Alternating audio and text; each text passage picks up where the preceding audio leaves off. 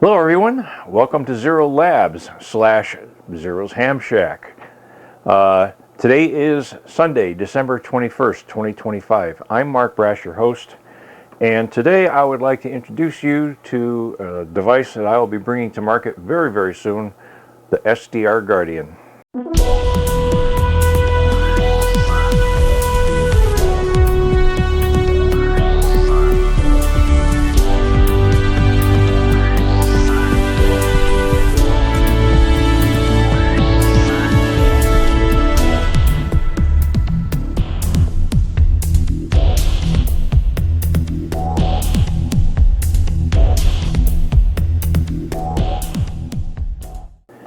So the first thing I'd like to do is just give you a close-up view of it, and for anybody interested, you can go see some still pictures of this at my QRZ page, W1MM.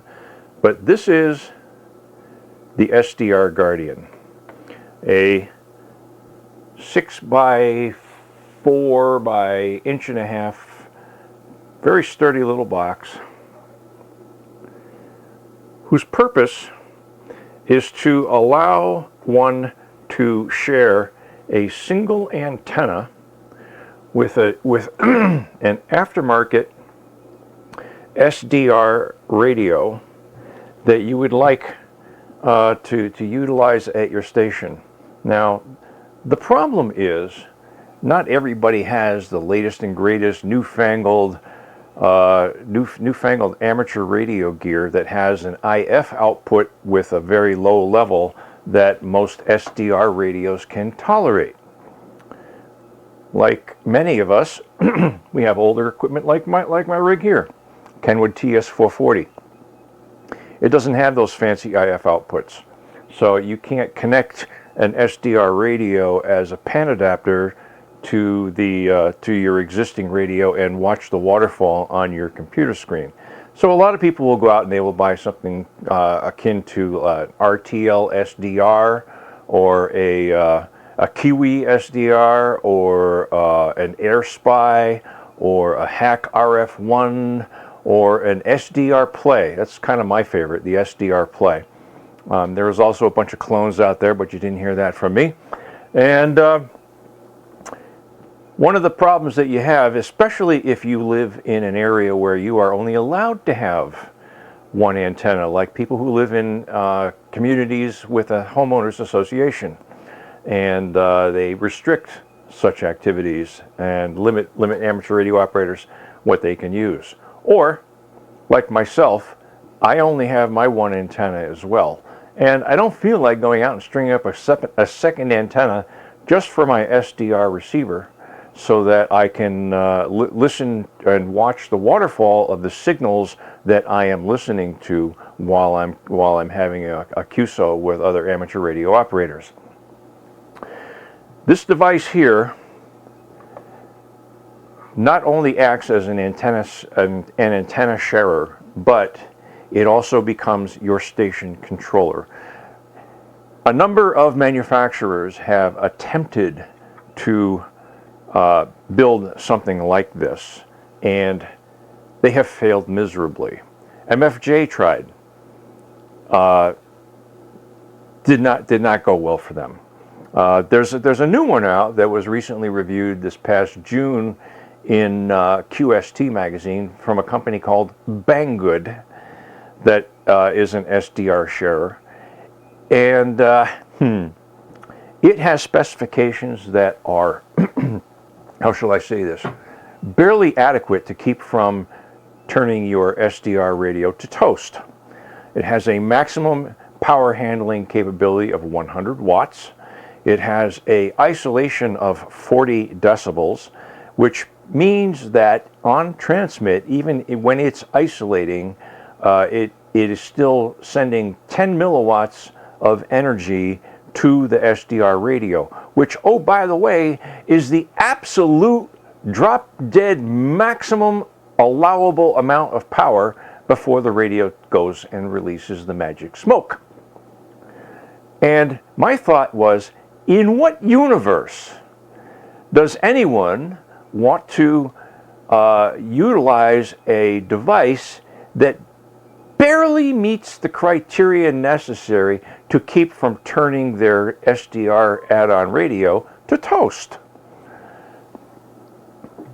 Specifications for this are an isolation factor of 90 decibels. That's 50 decibels greater than the Bang Not So Good. And this device is fully preemptive switching. By that I mean the transmit does not occur until the isolation relays have been energized and are isolating the SDR radio from the antenna. Then the transmit takes place, and when you're done transmitting, transmit ceases first, and then the isolation turns off so that the SDR radio is reconnected to the antenna. Fully preemptive. This not only becomes a sharer, but this is your station controller. All push-to-talk activities take place through this device. This is my first one. I'll be making 9 more of them for the first batch that I plan to sell. After that, there will be 15 more that look exactly like this, and once I sell out of those, I already have in the pipeline a design with a new PC board that will incorporate the electronics into a extruded aluminum case. So there will only be 25 of these early production units. They will meet the criteria that I specify for them, as will the new one. And if you'd like to get in on these, let me know. I'll put you on a waiting list. So let's get into how it works. So what you're looking at here is my prototype unit. The functionality is identical to the finished goods unit. I'll show you that momentarily, but I want this one is already connected to my station, so I want to show you how it operates. I'm going to press the push to talk button of my microphone. Now let me turn it off, okay? So my PTT line comes from the microphone or my foot pedal and goes up through the back of my cabling and into the SDR Guardian. This is the power switch here. On the production unit, the power switch is over on the other side. And then I have a green isolation relay and a red transmit relay here. Okay, I'm going to press the push to talk button and watch the sequence. The green light always comes on first, followed by the red light. The red light always goes off first, followed by the green light going off. So the antenna is always isolated during transmit phase of the station. If I press the PTT button, now I'm going to release the PTT button. That reaction occurs almost instantaneously, except for the delay that I've introduced, which is adjustable up to 1/4 of a second. CW transmission is handled separately through a second set of inputs and outputs. I have my paddles also connected to the SDR Guardian, and I'll show you how that works. It is a semi-break-in operation. So if I hit the CW paddle, okay, I release, and there's a hang time. The hang time that I've set is about 3/4 of a second. That's kind of how I like it. You don't want the relays chattering all the time when it's transmitting and receiving. So if I'm engaging in a QSO, this semi-break-in operation is perfectly adequate.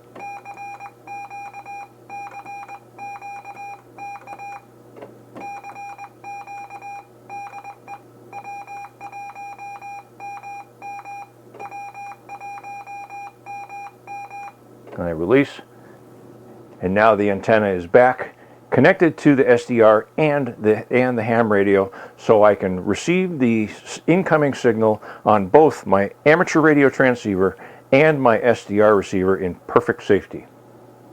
So I've been operating with the SDR Guardian this way for quite some time now, and I have proved out that it actually does do the job that no other manufacturer seems to have been able to replicate. There are certain things that I do not have in the SDR Guardian. I do not have RF sensing. RF sensing is always going to try to play catch up rather than preemptive switching. You absolutely positively must have preemptive switching all the time. I will not even give you the option of potentially toasting your SDR radio. SDR plays cost a minimum of $160 each. If you want to play with RTL SDRs, the cheap little dongles, it's still going to set you back $50 a pop.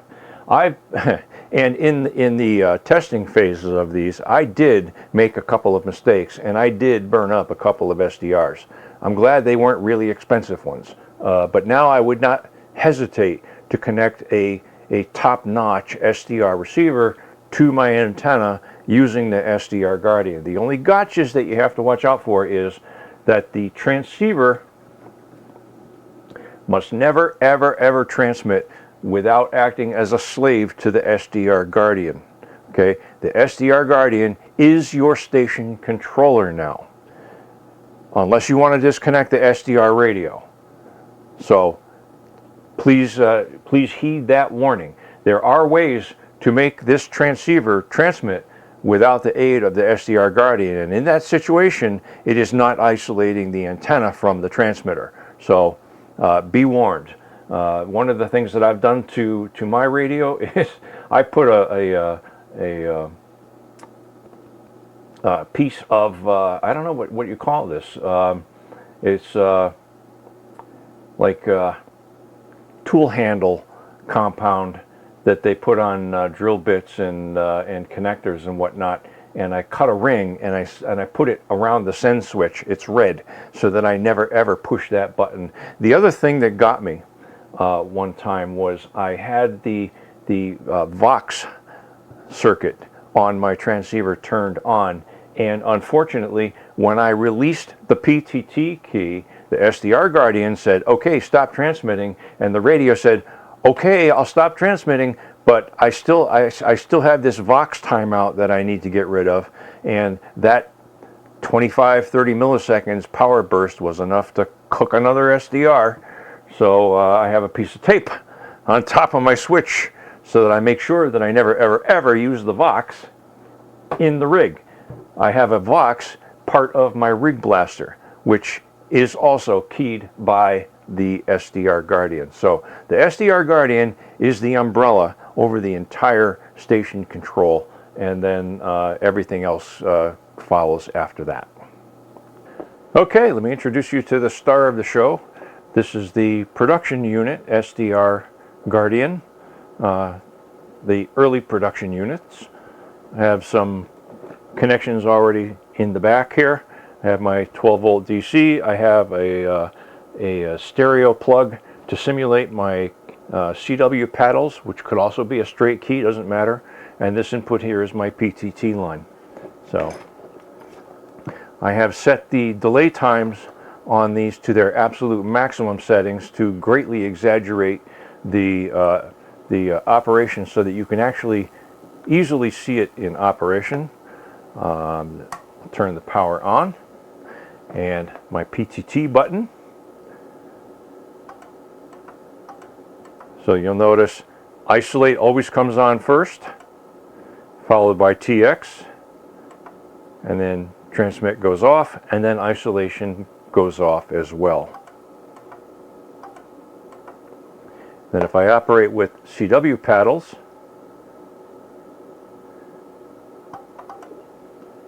okay, I'm operating CW right now, and then I stop sending code, and there's a hang time, and then it lets go.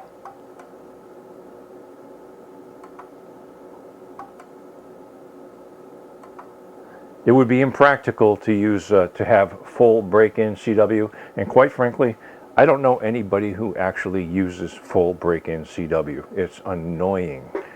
So anyhow, there is the SDR Guardian. And that's it. I hope to get these to market very, very soon. Plan to have them reviewed by the ARRL for QST Magazine, or maybe I'll do the review for QST Magazine. I don't know. I'm working on that.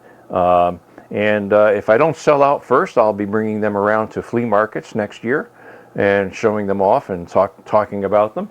And yeah, that's pretty much it. I just want to wish everyone a very happy holidays, very Merry Christmas from my family to you, from my family to yours, and we will probably see you next time next year. Cheers, everyone.